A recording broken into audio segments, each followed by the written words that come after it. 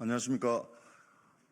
더불어민주당 초선모임 더민초 대표 어정부 씨 1국회의원 이재강입니다. 저희들이 오늘 파면이 되고 내란 극복의 시간들을 보내고 있는데 내란 속의 파면에도 반복적인 행위를 멈추지 않고 있는 내란 속의 아바타들에 대해서 저희들이 다음과 같은 조치를 추진해 가겠다는 성명서를 발표하기 위해서 여기 모였습니다. 소개를 드리겠습니다. 지금 뛰어오시는 김동아 의원님 모셨습니다. 예, 이병진 의원님 모셨습니다. 이용우 의원님 모셨습니다. 존경하는 박정현 의원님 모셨습니다. 허성무 의원님 모셨습니다. 정준호 의원님 모셨습니다. 안태준 의원님 모셨습니다. 그리고 최현일 의원님 모셨습니다. 그리고 제일 가야 윤종군 의원님 모셨습니다. 예, 성명서를 낭독하겠습니다. 예, 창원 성산구 허성무 의원입니다.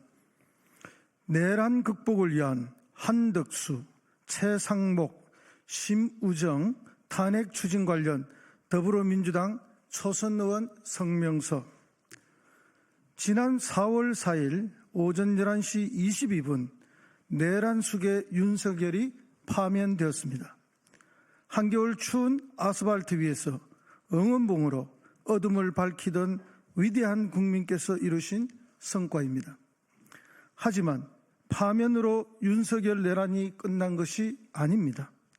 정치적으로는 새로운 대통령을 선출하고 새로운 정부를 출범시켜야만 합니다.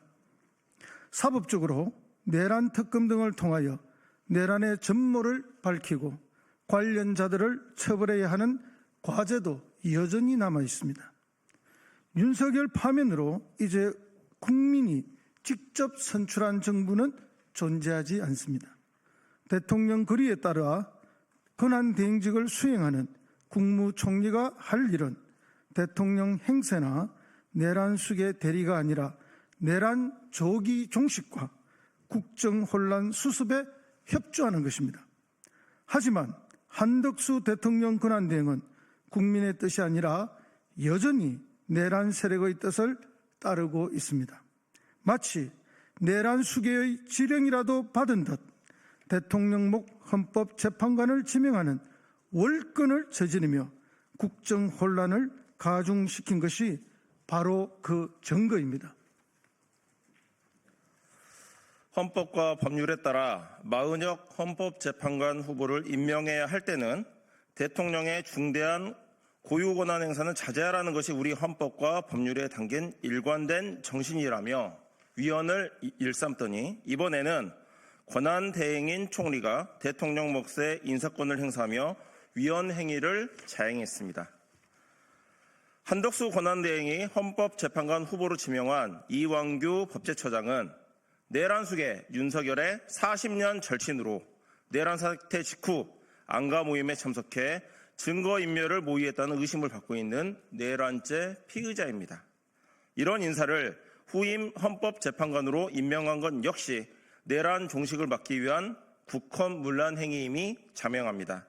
이에 더불어민주당 초선 의원들은 내란 숙의 파면에도 반복적인 위헌 행위를 멈추지 않고 있는 내란 숙의 윤석열의 아바타 한덕수 권한대행을 비롯한 고위 공직자들에 대해 다음과 같은 조치를 추진해 나갈 것입니다.